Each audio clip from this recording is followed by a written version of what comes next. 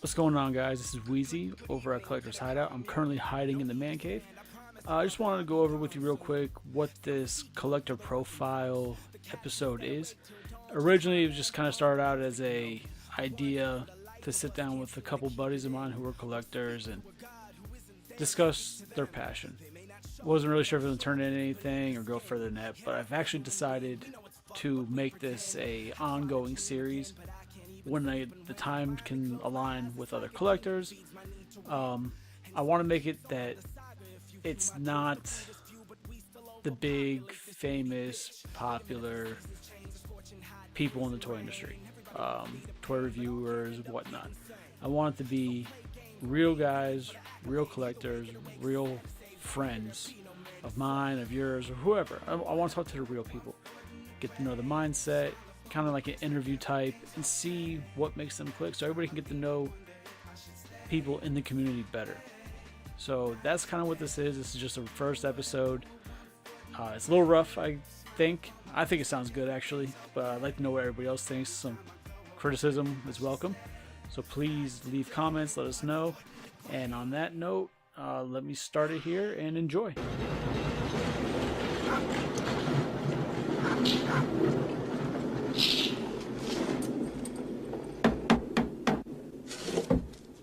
Got the password. You are a toy!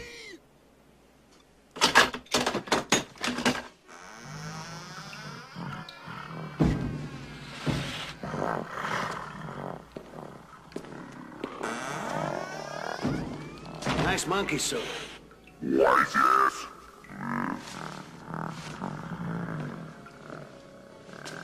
Hey, what's going on, guys? This is Weizie from Collector's Hideout. I'm bringing a special edition, possibly something new I'm going to start doing once in a while. It's kind of like a collector profile, and interviewing fellow collectors, your average guys, not your YouTube sensations who get all kinds of shit for free, like real, general, down-to-earth, normal guys, just to see what the real collector does and how their mind works.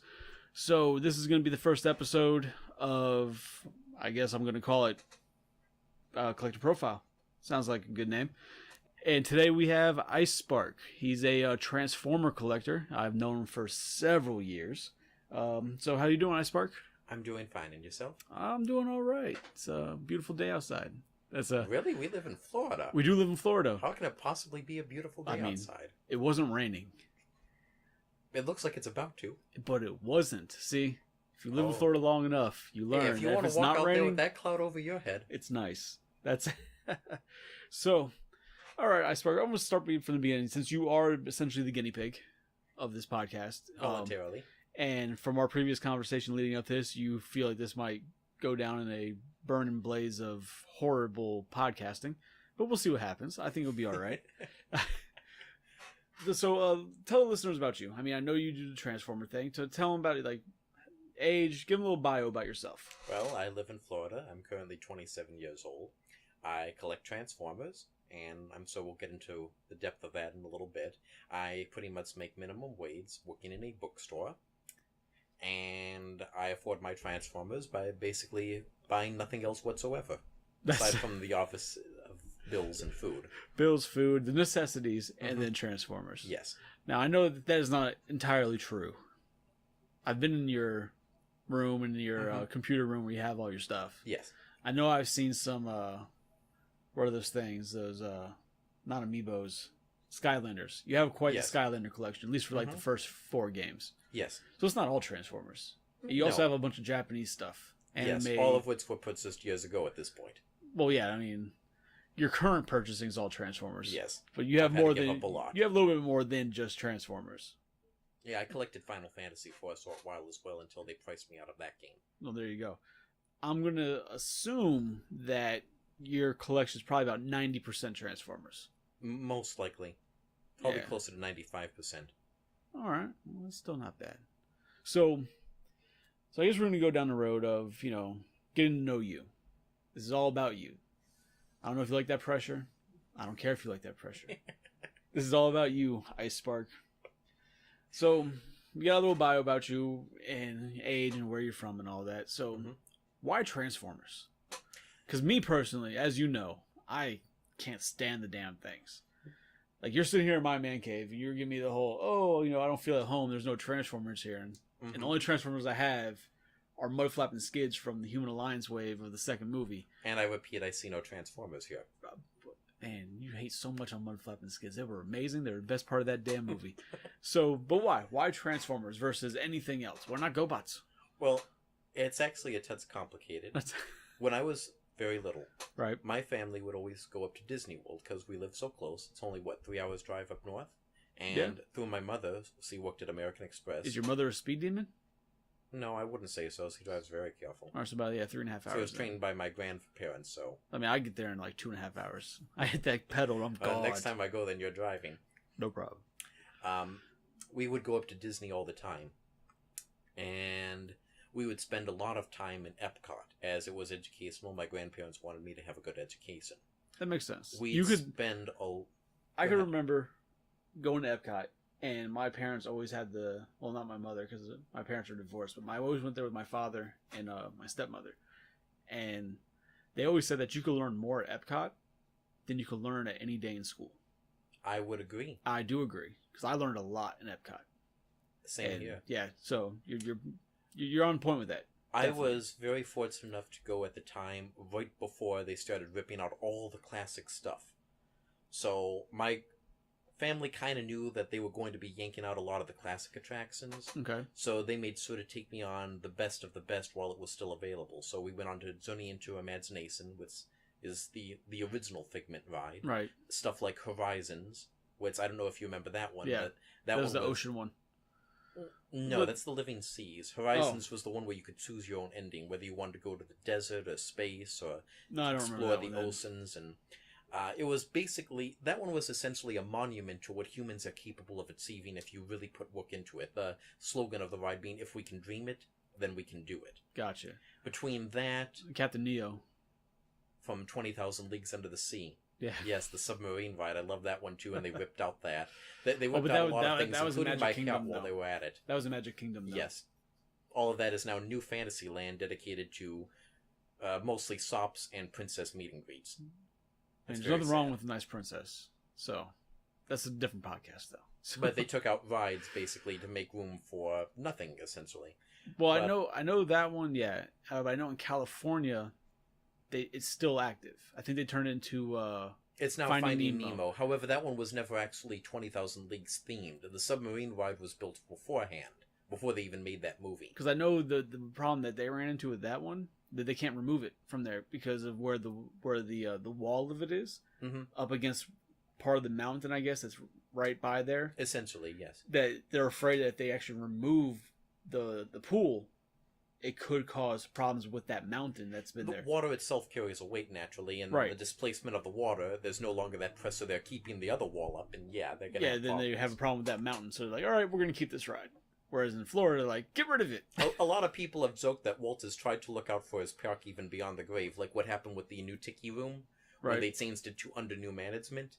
At some point, there was a large storm, from what I understand, and lightning struck, and somehow only the new animatronics they added in got scorched. Nice. So the attraction had to be changed back to the older format. But then that's the same problem they have. Well, not problem, but it's a similar thing as the Bears. Yes, the Country Bear. The Country Bear Jamboree. If it's they so take it out, small. There's nothing else you can possibly put in. Yeah, so they're like, they would keep it because there's no point. There's nothing they could put in there. That's not another animatronic show. Because it's just so small, there's no point.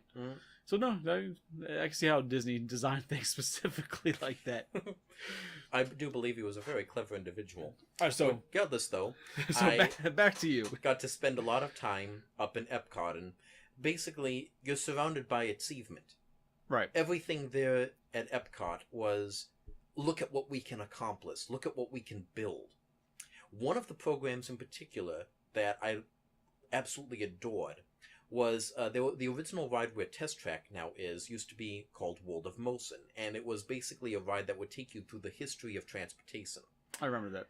Inside that building, they had a little sideshow area where they had different exhibits, and one of them was called The Bird and the Robot, and it featured an animatronic parrot that would essentially introduce you to the technology of the famous robot arms that General Motors uses to assemble vehicles. I know you've seen them. Yeah, no, yeah, of the course, big robot arms. Well, I was fascinated by that, and I loved animals at the time, too, because what little kid isn't fascinated by animals?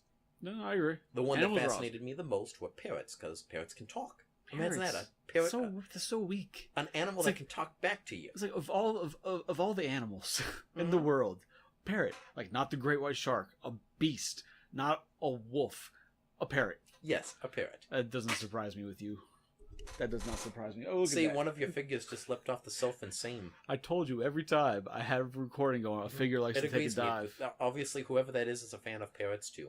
It's Jimmy Uso from WWE. And I will admit full ignorance as to who that is. Well, he's a Samoan. He's from Hawaii.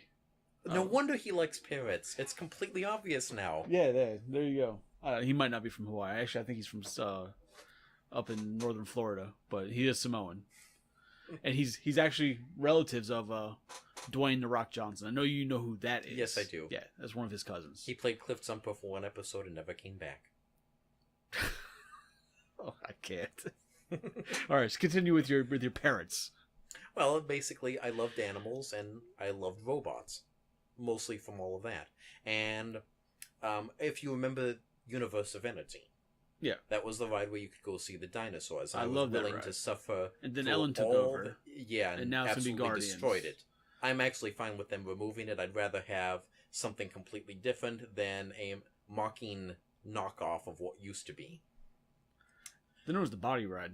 I always enjoyed that one. The entire dome is still there. No, but like where you went Yeah. inside the Body Wars. You know who actually yeah. directed that? Who? That was Leonard Nimoy. It makes sense. Yeah.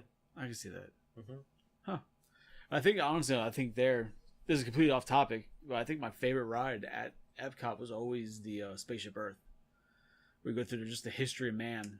Out of the The four giant golf ball. incarnations, I was lucky enough to get to go on the one narrated by Jeremy Irons, and it is still my favorite. And still, I'm going to go completely off topic again.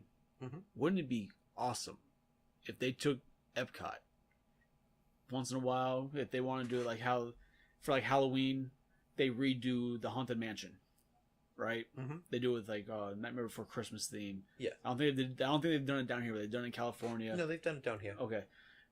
What if they just made that giant golf ball a Death Star?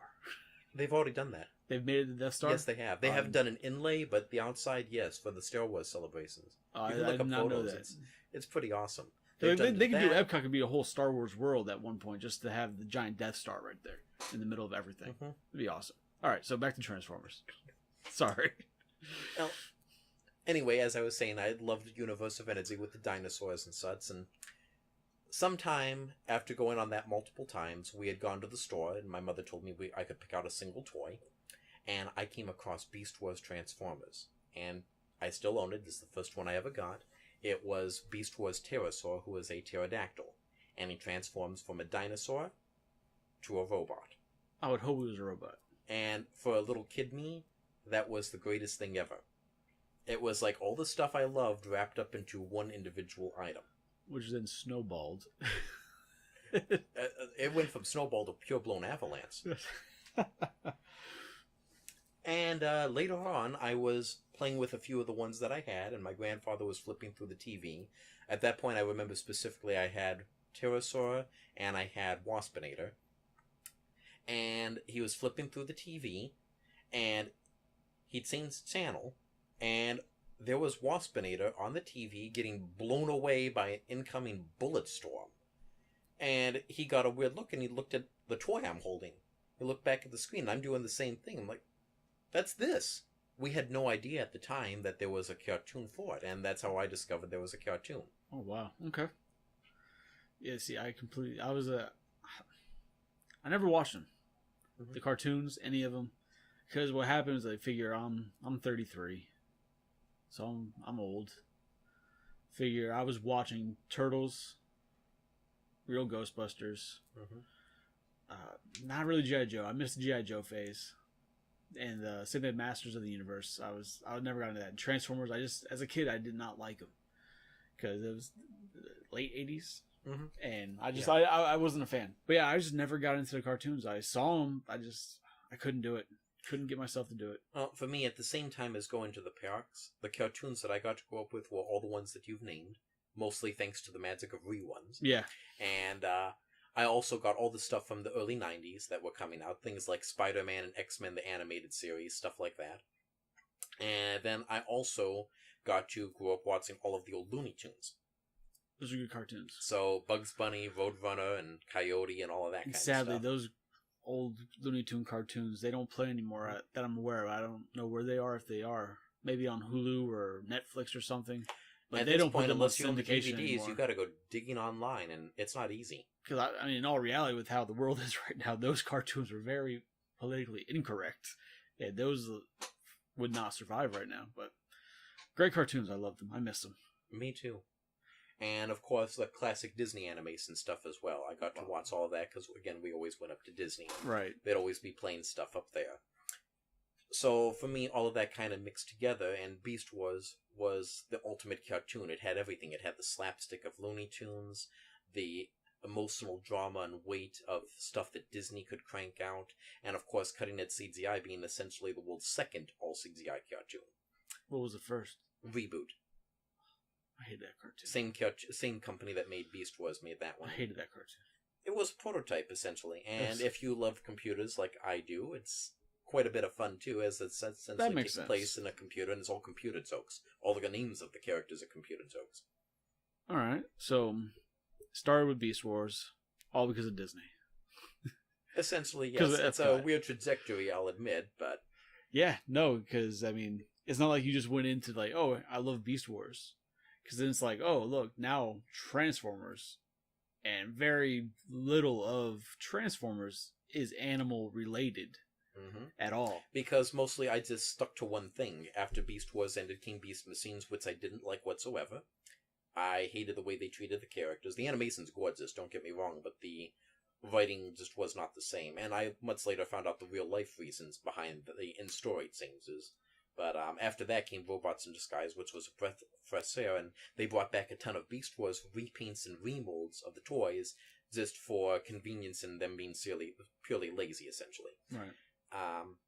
I'm simplifying quite a bit of that. There's a lot more, but that just kind of helped me keep going. And then after that, we got Armada, which had the little mini-cons, and I love those because, wow, all of a sudden I can get 1 million Transformers for the same price. And I just kind of never stopped. I understand that feeling. I understand that feeling. Because I stopped buying toys, I was probably around 12 years old. I sold all my toys from my childhood at a yard sale. Box full of toys, like $40 to the highest bidder. Take them. And they probably took them to the swap shop and sold them for pennies. You know. But then as I got older, I was probably like 23 or 24. It was actually like I just met my wife, or it was just before I met my wife. And me and a couple buddies were talking, like, man, you know what would be cool if we bought back our childhood? Then started off with buying turtles. The old turtles. I also buy the old turtle figures. And then it went to Ghostbusters. And it's like, oh, look, Maddie's putting out these new Ghostbuster figures. And it's like, oh, I want some horror figures. I like horror movies. Oh, and then what you see, you're sitting in now. Marvel Legends, Predators, everything. It just quickly, like you said, avalanches. And next thing you know, majority of your income is going towards toys. I was very blessed growing up. My family basically made a deal. If I did well in school, I would get Transformers. It's a solid deal. So I basically threw myself into the schoolwork as much as I disliked mathematics and such to make sure I would get straight A's over and over and over again because I wanted my Transformers. So since you had Beast Wars, and that's what got you into it, and you started there. And like I said, I've seen your rooms and stuff, and you have a lot of Transformers. Have you gotten like all the G1 stuff from the originals? I can't afford it. That's just too much. I own a few. A friend of my father's, and a friend of mine. He had a small box of Generation 1 Transformers. He called up my father. He was like, hey, your son likes Transformers, right? I'm going to give away my childhood ones. I don't need them anymore, so I'll just drop them off. It's a small box of Transformers, and I go and I find when I get home this massive, giant box on the table. I'm like, this is a small box of Transformers. I opened up. Inside there's a Triptychon, the big giant walking dinosaur. Right. There's a Metroplex. There was a ton of stuff in there. So I have mostly those thanks to him and some reissues I picked up over the years that they've re-released. Gotcha. But do you have like the original Optimus? No, I've got a version of it. I've got the Pepsi Prime that was released, and I've got the 20th anniversary re-release as well. But I can't afford an original, not on the minimum wage that I make. What about Punch Buggy Bumblebee? You mean the Volkswagen? That's a Punch Buggy, yes. Okay. Do you guys not play that game on a car ride? Every Volkswagen you see, you say Punch Buggy, you punch the person next to you? No. Oh my god, you haven't lived till you get punched while you're driving. I've got the keychain version of the original Bumblebee, but not an original. Huh, Because I can only... I'm, at the moment, just barely able to keep up with the Classics line, which is what I predominantly collect now. Right. And, again, minimum wage, so what little I do get that's free money will just go to trying to keep up. If I had more money, I would happily go down and track down the stuff that I'm missing, but... Yeah, right now, out of all the BotCon exclusives, I am only missing... about 9. And I will have every BotCon exclusive released. I guess I always just assume from seeing the collection that you had, the huge collection, that you had all the G1 stuff. I just never, it never crossed my mind that you might not have G1 until you started telling me how you started with Beast Wars. Now it makes complete sense. If you were my age, you'd probably have a bunch of G1s from when you were a child. Look at that. Learn something new.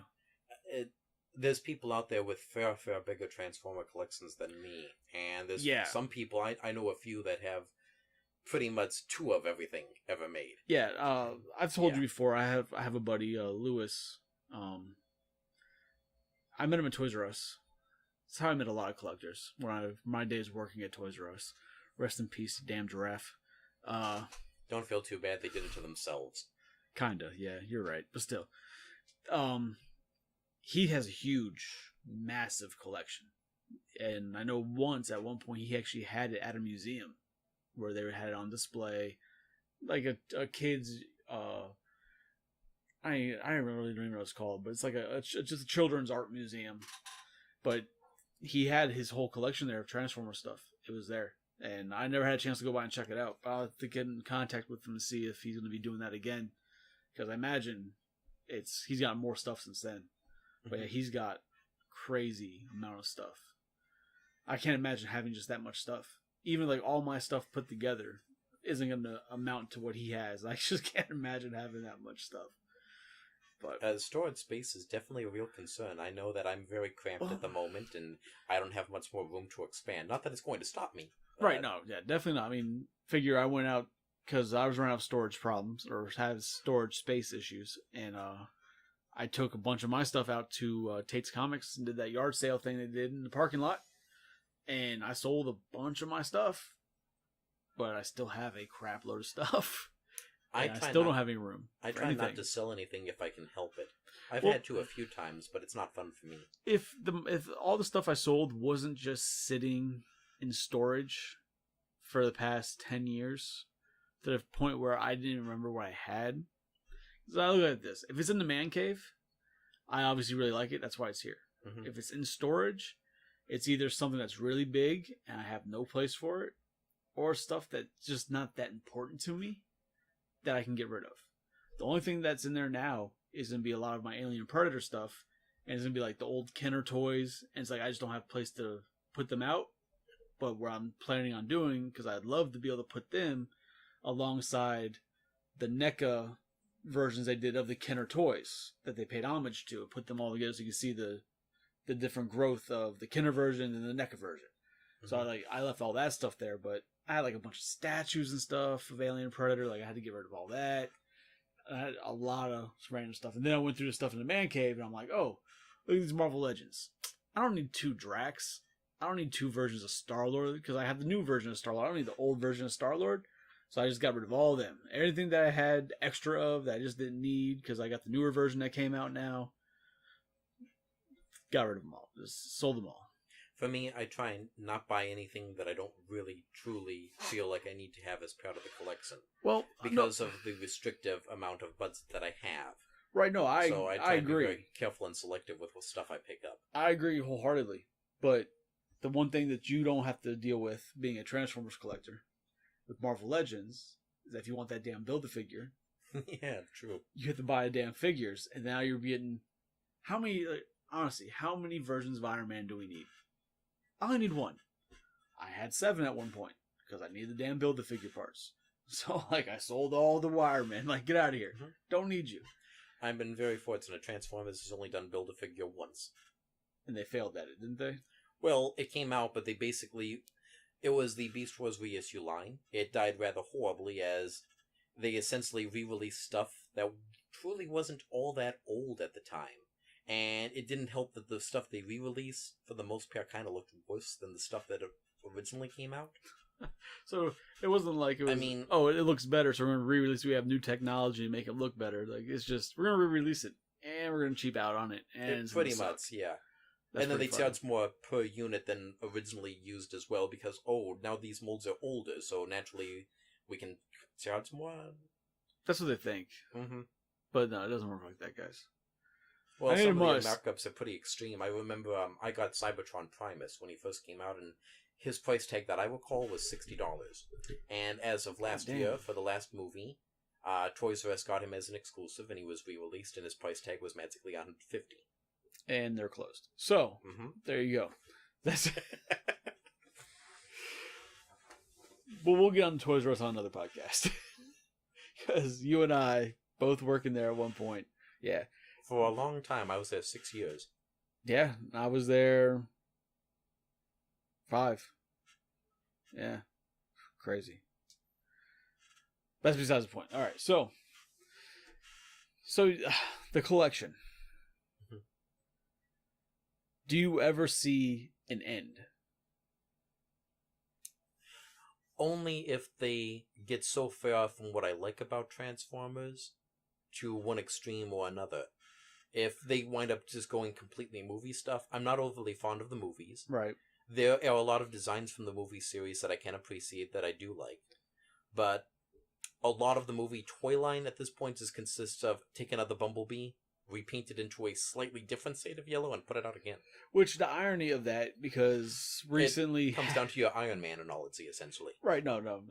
Bumblebee is the Iron Man of the Transformer line, just as John Cena for the WWE line. I know you don't know who that is. No, I do. You know how many toys I had to sell at Toys R Us? Okay. Come on. Yeah. It's like every wave there's a John Cena. Mm-hmm. Orange John Cena, green John Cena, purple John Cena, blue John Cena. Every version of John Cena there is. But what I find funny about that you say that with the movie lines is that as they showed recently from Hasbro with the Comic-Con exclusive coming up, that they have the Bumblebee that comes with the 2 incredibly rare cassette tapes only from Japan that are incredibly sought after and highly obscure. Yeah. Right. So it's coming with those, but it's for the new Bumblebee movie. Mm-hmm.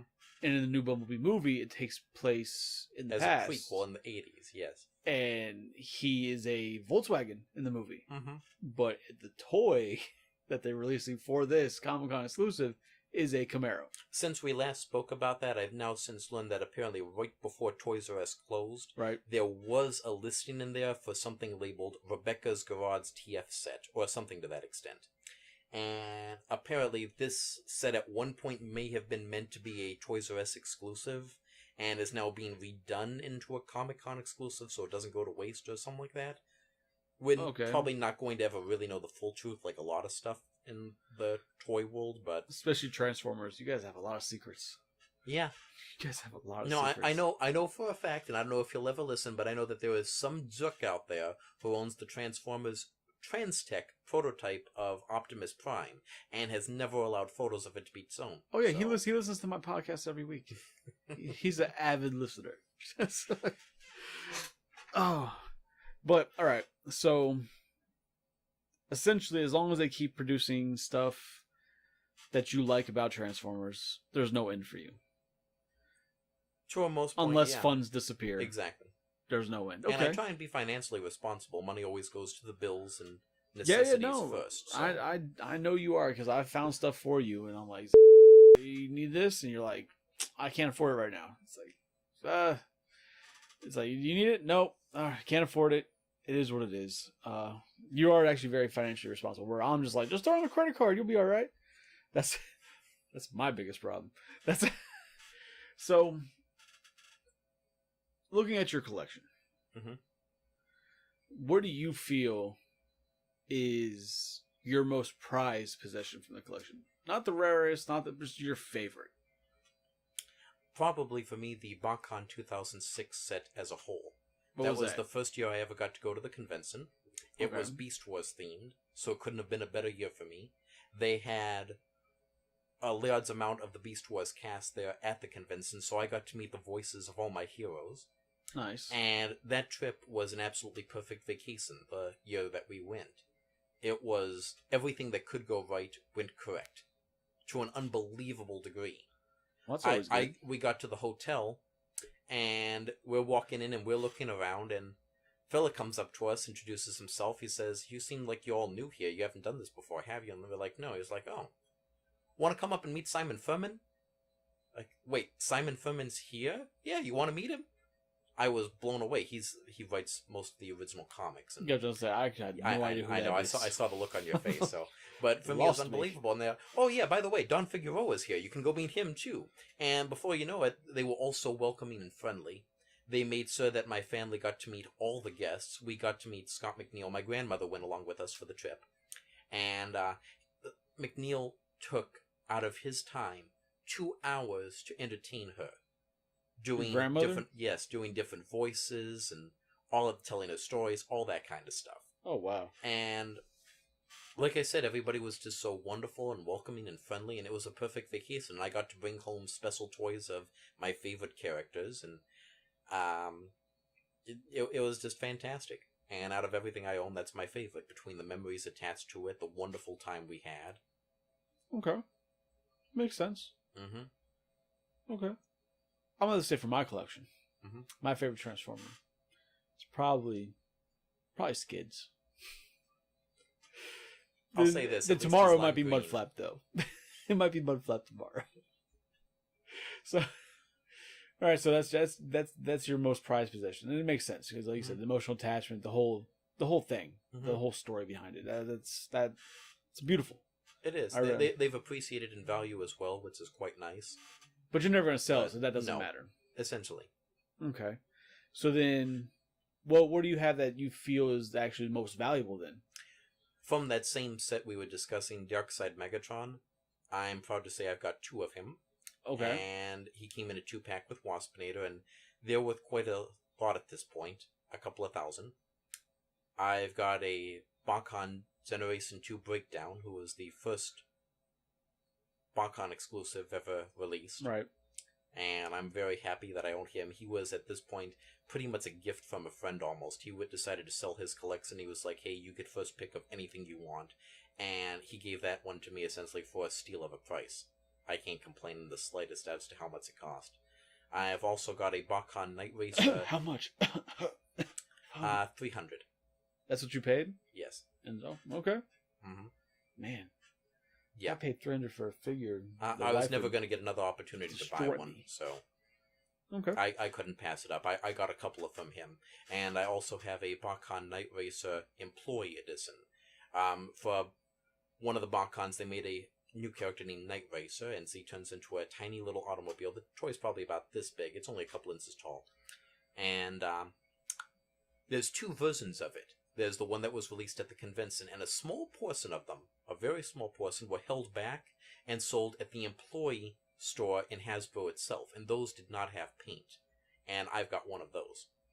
How'd you get that? eBay? Same friend. The same friend? Yeah, Okay. I got that one from him as well. It's always nice when collectors have that mentality to help out and sell their stuff to other collectors that they know that will enjoy it. Not just, let me go to eBay and auction off to the highest bidder. That's why when I go round and about hunting for stuff, I try and keep tabs of everything other people I know are looking for. Hey, do you have this one? Right. Do you need this one? I don't charge anything when I pick up something. I'm just like, okay, here's the cost, and that's all. Yeah, I need no, back. I'm right there with you. I've got some buddies in a couple of different groups I'm in that collect like different wrestling guys or whatever, and I've come across them, and I throw it up on there like, hey, I know some of you guys are looking for it. Who wants it? I found 3 of them, and then all I do is I charge them retail plus the shipping. That's it. What I paid plus shipping. That's Exactly. I'm not trying to get rich off of in being my hunting, a toy collector. I got a friend who lives out in Texas, and the area Texas he lives is essentially a barren wasteland.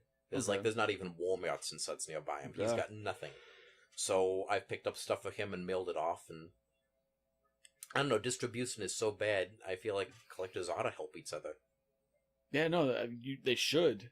Sadly, though, majority of collectors now, they don't have that camaraderie anymore. Like, everybody's on that idea now, oh, I'm going to buy it, and I'm going to sell it for double.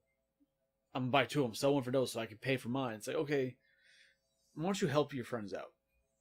But that's going to be the same person who does that when you have something they want, they're going to want you to give it to them at a deal of a price. Mm-hmm. But when they have something, they want to charge out the butt for it so they can make as much as they can.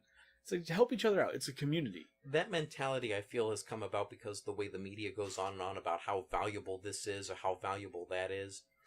And they push the idea of you can make a profit off of this stuff because it makes sales for them. People tune into that kind of stuff.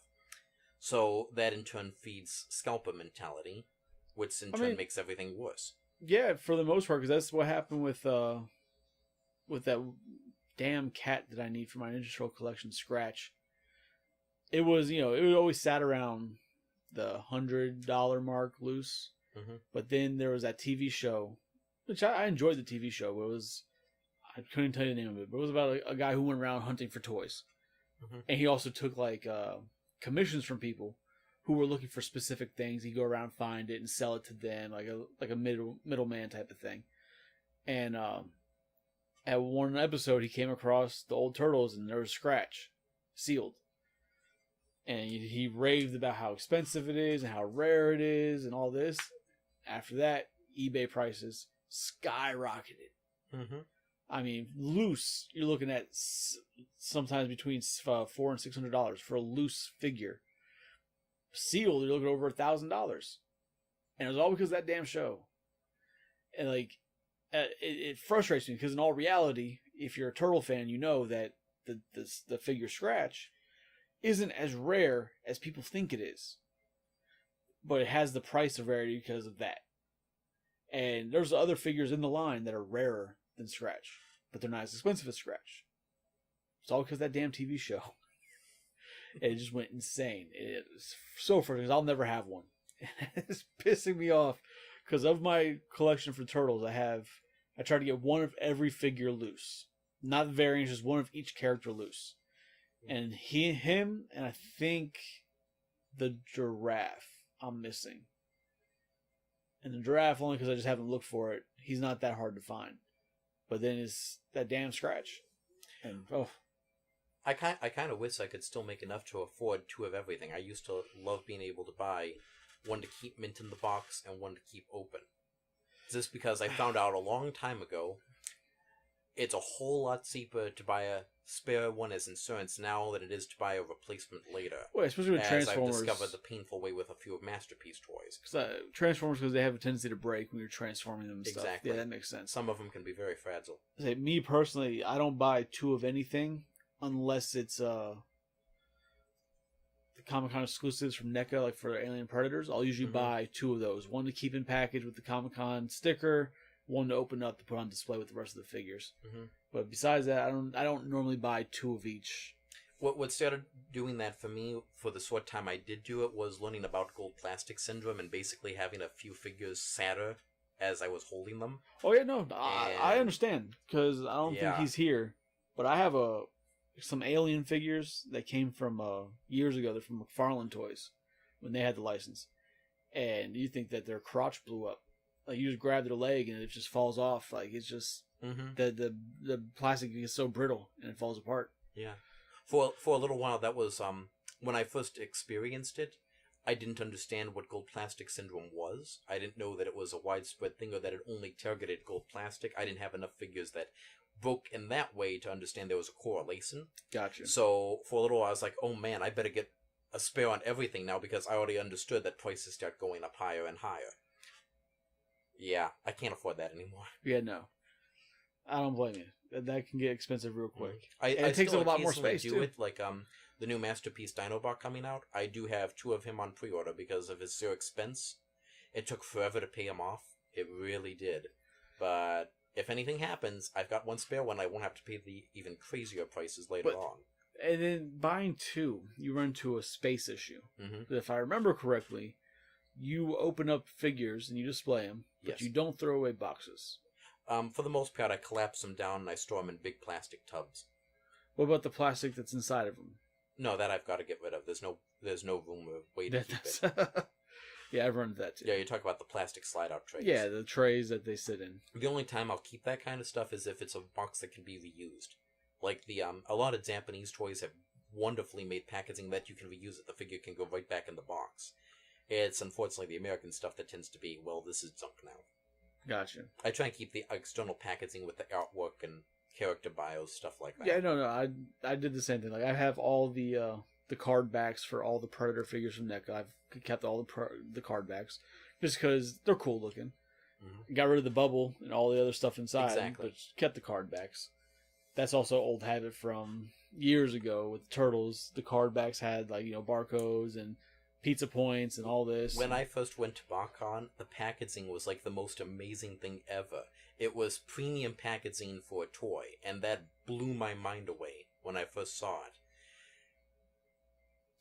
It's just as impressive when you see how much space 8 or 10 BotCon sets will take up, and that giant fancy packaging. Really? Yeah, I'm running out of space. I bet. You're like I said, you've got a hell of a collection. I mean, even for me as a non-Transformers fan, your collection is inspiring. It's well, thank you. It's definitely something to be seen. I wish I could still collect other stuff too. Again, it's budget. When I first collected Final Fantasy figures, they were only $20 each, and they were available at all the comic book stores near us. Now, the same Final Fantasy line is about 150 to 180 to 200 a piece, and the prices just keep going up and up and up. Yeah, no, that's not good. My Transformers, fortunately, have remained relatively stable. Not except the movie ones that they just cranked the price up $10 a piece this past year. So. Well, yeah, that's because they don't like you. Fortunately, I don't buy those. So that comment of mine makes me ask you this question. Mm-hmm. Why don't Transformers like their fans? I so wish I knew. Sometimes I think that Hasbro doesn't like making money. I remember how they many love it years with Marvel Legends. They love making money with Marvel Yeah. Legends. And Star Wars. They're loving that. I'm surprised they haven't started doing Star Wars Build-A-Figures yet. I don't understand why, for every other line out there, they'll release the exact same thing over and over in different paint jobs, as we call them repaints. Right. But for Transformers, we'll ask for a repaint. Not even new parts or anything, just straight up repaint. It either falls on deaf ears, or we'll get it years and years later, like we did with Sunstorm. He wound up being a BotCon exclusive. It's just Starscream done up all in yellow. There's no differences to the mold or anything, but it still took maybe 9 years or so to finally get that toy? And even then it was limited edition and so forth. Yeah, I would have moved on from that. I'd been like, yeah, that's a dead cause. Then when it came out, I'd be like, oh, this is a piece of shit. 9 years for this? Just give me a new head. Yeah. Oh, man. No, there's so many things that I see people asking for that I know it will sell, but they won't make it. And instead we'll get something completely and totally inexplicable. Well, you wonder, but why? And that's where these companies, at least in my opinion, run a fine line. And we've discussed this before, that there's the average consumer that they want to sell to, and then there's the collector. And companies generally can't feed solely to the collector. They have to take into consideration the general public, the general consumer, the grandma and grandpa. Oh, look, little Johnny wants a Transformer. Like, they have to take all that into consideration because that's where their money is, especially with the kids. Your average child who's 7, 8 years old isn't getting a masterpiece Transformer. He's getting like the little $10 ones. It's difficult because as Hasbro isn't a collector company, it's not NECA, it's not Figuarts, it's not Hot Toys, it's Hasbro. They make so many other toy lines. They're not a collector company. That being said, they make things at price points that are only for collectors, but they don't respect the collector, it seems. Like, one of the perfect examples I can give is from the Marvel Legends. Everybody seems to want Jim Lee style X-Men figures. I don't collect really outside of Transformers. I will take the classic style X-Men stuff too. Yeah, that's what people seem to be clamoring for, and I understand what they're doing. Every wave of X-Men Legends, they put out one cartoon style. I get it, but this is now the second Storm they've released with the damn Mohawk. All right, throw away that Storm with the Mohawk. I understand that some people like it and this and that. I get it. We want Storm in her silver gray outfit with the long hair, not a Mohawk. But no, they keep putting out these other ones that people don't want. You start getting these shell formers. And it's like people, like if they listen to the collector, they would know what people generally want. Mm-hmm. And as Marvel Legends, they want, a lot of collectors seem to want little random one-off characters, but in iconic outfits. Which makes sense. If you're going to make a one-off character, put them in their iconic outfit, the one that they're most known for. Don't put them in some random outfit that they only wore during this little stint. I put them in what they're really known for. And then Marvel Legend collectors also really want army builders. They want Hydra. They want S.H.I.E.L.D. agents. They want... I'll have Transformer fans with like army builders as well. There's a lot of characters. Sarcticons, for example. Yeah. Last time they made a Sarcticon at retail, he was impossible to find because everybody wanted an army builder Sarcticon. And guess what? How many? It comes. There's 8 units per box. Only 2 out of the 8 Sarcticons. The sharks don't roll like that. Maybe hammerheads. Were they hammerheads? There's actually a hammerhead variant from the comics, but no. So hammerheads are known to like swim in like huge amounts of other sharks. Every other shark kind of does their own thing until there's like a feeding frenzy. Then it's all hell breaks loose.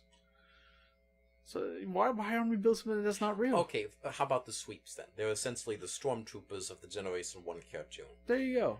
So they make squads. The sweep is pretty much the same design as him. Normally to differentiate between him and his troops, they'll give the sweeps slightly different paint job. So he'll be like a lighter color or a darker color compared to the paint scheme of squads himself. So they put out squads at retail.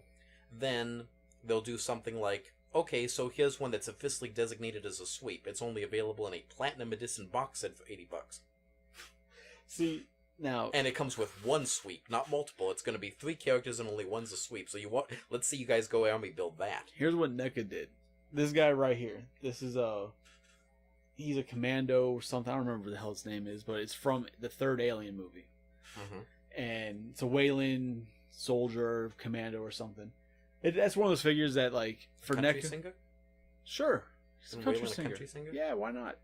See, what it is that's one of those things, like, NECA's like, you have an Alien line, and I understand there's fans that want every human character also for their Alien line. I just want the damn aliens.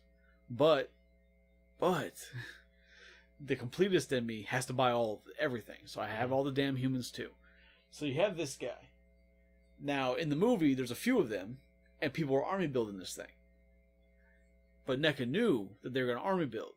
Mm-hmm. So what they actually did is inside the box, there's a decal sheet. Because in the movie, you can see, like, if you from certain angles, you can see, like, oh, this one has, like, a name on the back. This one has this little bit of a difference. So they actually gave you a decal sheet with all the differences so you can make each individual one from the movie or mix them up and make all different versions. So it's not all the exact same figure. Mm-hmm. You have like the decal differences, which to me is an interesting way to army build. Because if you buy a bunch of Hydra agents, it's all the damn same Hydra agent. Mm-hmm. If you buy all the same Stormtroopers, they're all the same Stormtroopers. You got to be able to put like a little bit that makes it different. At least, if you don't want to make a new figure, decal seems to be the way to go. At Transformers, they do the same thing. You have army build those sheep things, what the hell you called it. Army build that, but have decals in to put damage, to put this and that, to make them look different, which would be a way to do it. Mm-hmm. But then release a case just of those. That's the thing, though. They never seem to want to, but it'll sell. Which is interesting also with Hasbro, because I was at the comic shop the other day, and there was a case of Marvel Legends at the comic shop. Mm-hmm. And it said Deadpool Wave, whatever. I was like, oh, maybe they got the new X-Men Deadpool Wave that has the build Sauron. I need them. They weren't on order yet, so I asked the guy to open them up. He opens it up. and it's all Deadpool. All Deadpool from the Sasquatch wave.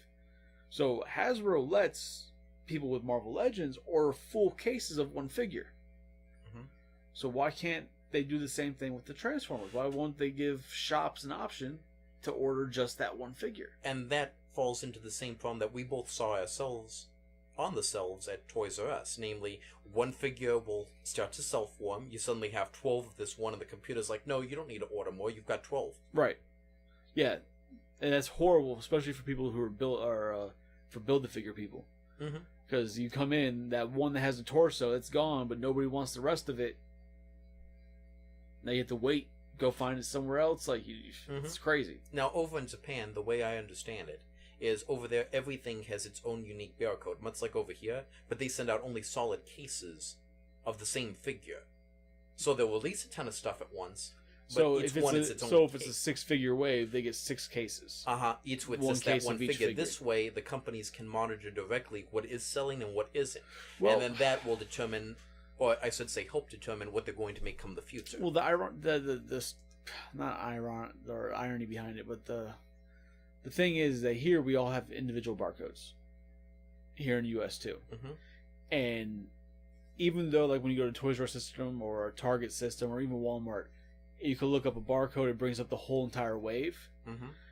When you still sell that barcode, it still gets noted that it's that figure that sold. Mm-hmm. So they know still that this figure's selling, we should make more of those. They just don't pay attention to it here. Mm-hmm.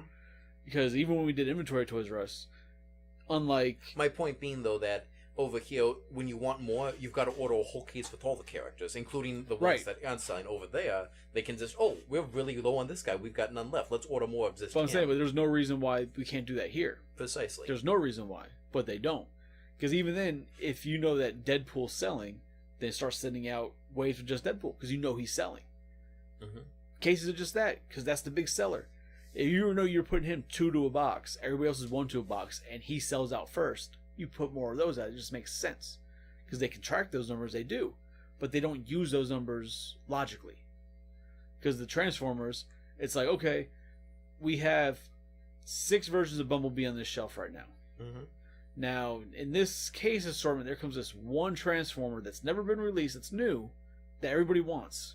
They're actually going to be doing that this year. Her name is Firestar, at least in the cartoon, and she's going to be the only one that's new in the last batch of classics for this year. And that's another thing I've noticed with Transformers they do to you guys too, is that they don't really release waves. Whereas like in Legends, you have the Sasquatch wave, Mm-hmm. you have the X-Men wave, you have the Spider-Man wave, you have this wave, that wave. Transformers, I've noticed, they do it more on the way of, it's almost like they do, at times, more like they used to do Ninja Turtles. Where there's no wave in Ninja Turtles. It's just they continuously... waves, and now they're doing it the Ninja Turtles way. Yeah, because like Ninja Turtles, it comes in a case. So the first wave, the first release case, has the 4 turtles, Mm-hmm. some bad guys, a couple other main characters, this and that. Then a few months later, another case assortment comes, has like 2-3 new characters in it, but then has the 4 turtles again, a couple other people. That way, you always have the turtles on the shelf, or the more popular ones, or the more not popular, but the more, so I guess, popular, sought after characters, which in Turtles would be the 4 turtles, obviously. Yes. Were always on the shelf. But I mean, to the point where figures that were made in 2012, when Turtles first came out, the new case assortments that were still coming out in 2017 would still have some of those figures. Mm-hmm. And then they'd be like, all right, well, this character, I'll pull out, what's his name? Milkman wasn't a good one because he only came out in one wave and people went nuts. But there was like a couple, like one of the Splinters. He only came out in this dojo type outfit, and then he disappeared. But then like a year and a half later, he started popping up again because now he's in the case assortment again. Mm-hmm. They started throwing him out there. So I've seen that Transformers seems to be doing that. Like a case will come with figures that were out 2 years ago that collectors already have. Mm-hmm. And in that case, it has one brand new figure. That's how they're doing it now. Right. It's and massive. then it's like, oh, why are these shelf warming? People must not want Transformers. Like, no, they've been out for 2 years. We have those. Everybody's got that thing. Mhm. That's why it's shelf warming. It's not because people don't want Transformers. It's because they don't want the shit that was 2 years old. They want the new shit that you guys are putting out one at a time. The other thing that's maddening too is uneven case assortments. So for us, it'll say, I'm just using Bumblebee as an example in this one. Bumblebee. Say that there's 3 Bumblebees, 1 Rodimus, 2 Optimus, and 1 of somebody else. I don't know, Springer. So you've got 1 each of the others. It used to be in years past that it was even cuts of each character. Two of each. And I would be able to, okay, I'll just split it with a friend. We'll order a case and split the case. That's easy enough. Right. We can't do that anymore. Yeah, because now it's, you get 1 and 1 and then 3 Bumblebees. And this in turn is hurting the online websites too, like Big Bad Toy Store, or TF Source, all those guys, because now they're stuck with spares of an extra character that they're going to have to sell separate. Because like with the Terracons right now, they've split the 5-man combiner up in between. One's a $20 figure. That's Hunger. You can't find him anywhere. Right. They put Ripper Snapper, so we'll call him Team Member 2. They put him in one case all on his own. He's the only Terracon in that group. The last 3 Terracons are coming together in another wave later on. So now the team's been split between 3 different cases to try and complete the combiner. That's crazy. However, those last 3 are coming with 2 other figures in the case. Could you imagine if they did that in any other line? Like, to do, like, a combiner like that. The only thing I can, put, like, an example of the combiner idea I'm thinking about would be, with Marvel and the Legends, would be Build-A-Figures. Because even though the combiner is its own figure, but it does combine into something else. Yes. But what you're explaining would be essentially, they release a case, or it's like, alright, here you go. Here's the new Deadpool wave that builds Sasquatch. But in instead this of case, Sasquatch's head, it's got the lizard's head. no, but like in this case, you get 3 figures, but there's 6 figures total. But only 3 of the figures come with Sasquatch pieces, and the other 3 figures come with, yeah, like you said, the lizard pieces. And it's like, oh, but if you want to finish that Sasquatch, the next wave, there's gonna be 1 character with the head of Sasquatch, but the white arm is gonna come 2 waves later. Yeah, no, people would kill people for that. People would be mad as hell if they did that with Marvel Legends. That's unacceptable. And back in the 80s, which obviously I was too young, I never experienced, I wasn't around then, but they sold combiners in box sets. Here, fueled, Weizie, fueled. Back in the 80s, I wasn't even alive then, but hey, you were just born in 84. You lived through most of it. Yeah, well, I got the very end of the 80s. I was 89, so. But yeah, you weren't even 1. You got it. December 89. Jesus. Yeah, well, I was in the 80s for not even a month. 80s, baby. Yeah, no. Point being that back then they would sell combiners in a box set. You get the whole thing in one go. And that makes sense. Last year and the year before, they were offering combiner box sets. They made the combiner teams as special edition box sets because, of course, the box set has to be special edition. Right. And they were advertising these would be for collectors. They'll be in stores. You can go to the store and buy a combiner box set. Isn't that obvious? Awesome? And then they never showed up in stores. I had to order all of them off the internet. And when they did finally show up in stores, only at the discount chains like Ross, TJ Maxx, and such. And well, that's the only way I was able to find. Then we get told stuff like, "Well, we're sorry, we're canceling the Titans Returns box sets because box sets don't sell well enough." Like, well, nobody had a chance to buy them properly in a retail store. How did they not sell well enough? It's like the toys kind of vanish into the ether once they leave the factory and they sold up to the store's warehouses. So they just got lost for a year and a half, and then it's like, "Oh, look, here's this old product. Now, all right, we'll clearance it out and then send it over to Big Lots." That's crazy. To this day, there's actually a missing Transformer at one of the conventions. They were showing off prototypes and display items, and there was a Bumblebee in the display case that featured battle damage and came with 2 tiny little accessories called scraplets. And people are like, "Wait a second, we've never seen that before. Where's that from?" Somebody stole it. And the designer's like, "Oh, well, that's the battle damage Bumblebee set." And the community is essentially asking, when exactly did that come out? "Oh yeah, we released it."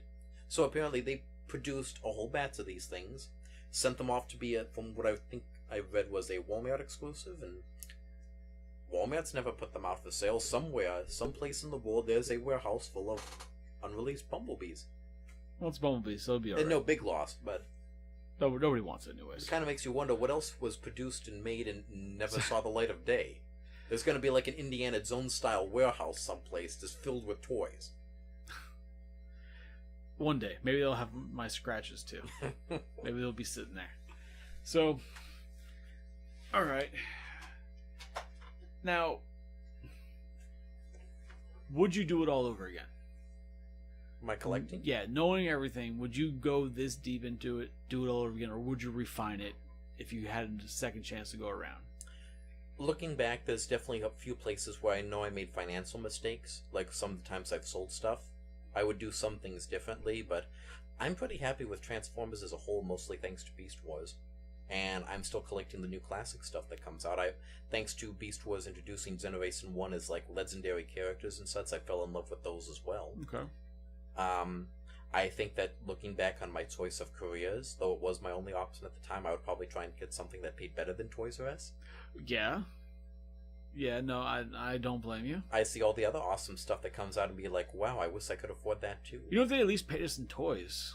No kidding. Right? That would so it'd be nice. Like, here's a bonus, here's a toy. Like, here, take your pick. My favorite thing is when other collectors like, wow, you worked at Toys R Us, you must have had access to all the good stuff coming out. And like, what good stuff? It never showed up in the store.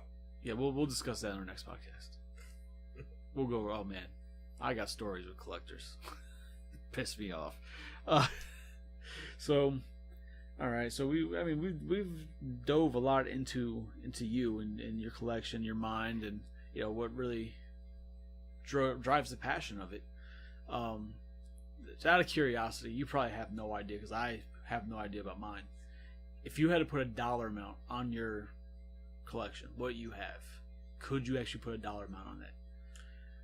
Not easily. I can kind of estimate only up to a point, mostly on the stuff that I know is worth quite a bit. I can kind of assign dollar signs to. I won't make you put it out there what it is, but you could do that because I couldn't do it with my only stuff. to a point. Only on like the exclusives, the limited run stuff, because I know the approximate value of that was stuff at retail that was hard to find. It's always the more expensive stuff that's easier to keep track of the value. Gotcha. Because sometimes you're going to get a weird one, like, oh yeah, this guy in retail, turns out he was actually super tough, valuable to find. There was a character from Robots in Disguise called Stormzed. I found him, strangely enough, in a KB Toys, which was weird because he was a Toys R Us exclusive. I think he was a return, and he was only $3.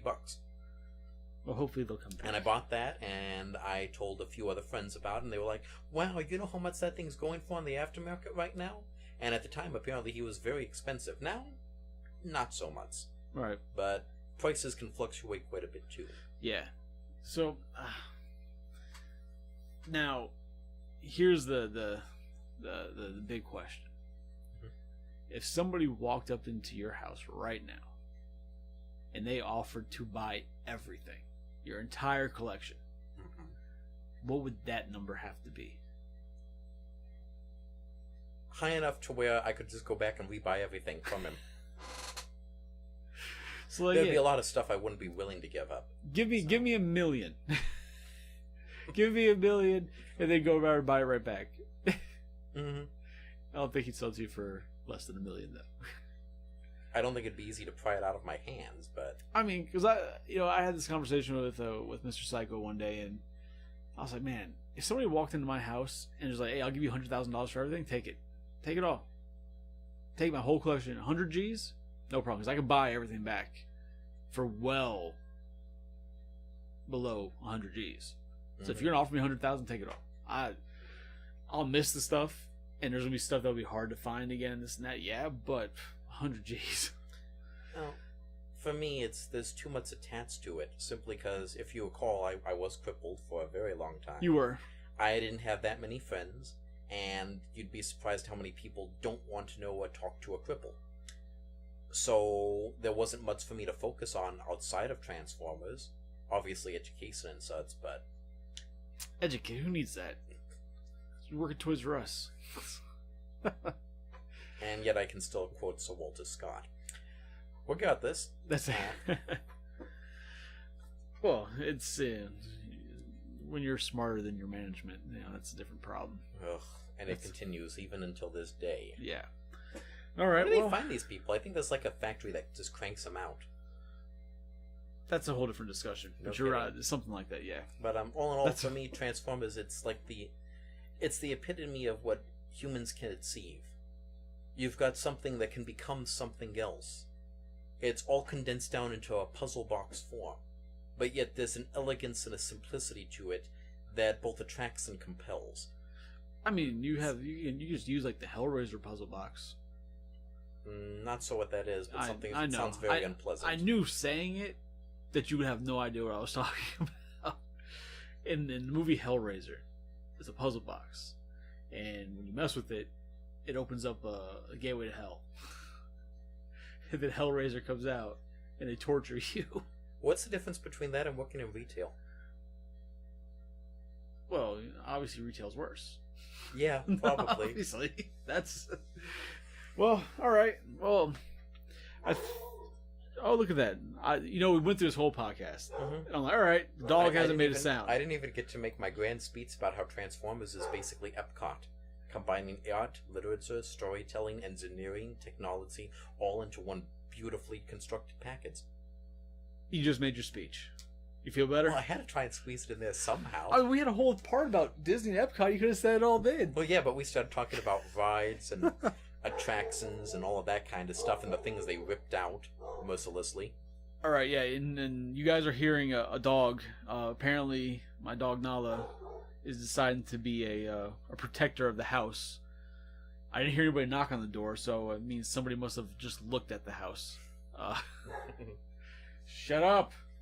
So, all right. Well, I mean, we're looking at right now. We're at about an hour, a little over an hour of a podcast, which I'm surprised it went that long. I wasn't sure how long this was really going to go. Trying it out,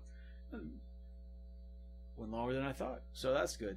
I mean, is there anything else that you wanted to go over for yourself in your passion? I like music too. Oh, besides that, I mean, for Transformers in your collection. Oh. We can't. You and I can't discuss music. Why not? Because our music tastes are very different. See, wouldn't that make for a more compelling conversation? Well, no. See, because when we discuss Transformers, even though I don't collect them, I'm still a collector, and I do know Transformers. I know the basics. I know enough to have a conversation, and I can listen and learn. Music, you're gonna pull out names that I have no idea. At all. And you'll do the same. And I will pull out names that you'll have no idea. Yes. And all it's going to be is going to be a conversation of, so this person, who? Oh, well, he did this. Who? This. What? No. So you're staying with good Trinidad Abbott and Costello, but less funny. A lot less funny. Because you and I discussing music would be a nightmare. We should discuss Disney, however, at some point, and all the theme parks. Okay, we can do that. I can get down with Disney. We can do movies. I'm good with movies. We just can't do R-rated movies. No. But we can do other movies. Yes. But, all right. I mean, I think this has gone down solid. I think it's been very pleasant. For my first shot at this format and this idea, I think it went well. So I think we're going to end it there. I just want to thank anybody listening. Everybody listening, anybody listening. You can reach me over at Collector's Hideout on Facebook. It's we have a page there. We also have a group there. You can also check us out at NKAA Entertainment on Facebook. We could go to our Instagram, which is Collector's Hideout. I think we have a Twitter, but I don't use that damn thing because there's just too much drama. Then you can also check out our other podcasts and our other things on YouTube that we're trying to get onto the actual podcast networks right now. But we also have a video game podcast, which we still have no name for. We've also got Collector's Hideout, which is a branch that this is from, but that's mainly where we go over the toy news and usually have a couple topics of the day that we discuss. We also have a hip-hop and rap podcast called Blood, Sweat, and Bars. That's between me and Little Haiti. Then there's also a wrestling podcast that we do called the Square Circle Throwdown. We haven't recorded that in a bit because we've been real lazy and haven't watched it. And you kind of need to watch that shit to talk about it. But yeah, you guys, do us a favor. Somewhere there's a button that says share. Like, push that thing. There's another button somewhere that says like. You can like it. That'd be great. Just, but if anything, please, share this around to your other friends, your other groups. Help us grow. We want to, become something for the average collector, actually the voice for the community, not these guys who are all getting free toys and think that they're gods of the toy world, who that when you try and communicate with them, they stiff you, they don't talk to you at all, because that's what it's turning into. It's like we have a world of celebrity toy people who are famous because they get toys for free because they kiss ass. I mean, I don't know. People respect their opinions. I feel like my opinion on anything is just as valid as any of those other guys' opinions, because we all know the same stuff. We all do the same thing. The only difference is I'm not getting paid. I'm not getting bribed with free toys. So, I mean, I feel like we do a little better thing here. But yeah, so please hit us up. Let us know what's going on. And on that note, this will be all I'll have to say. Thank you to Icebark for stopping by. Thank you very much for having me. Hey, now we'll have to get together again another time with Mr. Psycho so you guys can talk Transformers and Beast Wars. But on that, this is Weizie signing out, and have a good night, guys. Good night. Please don't sue us, we broke.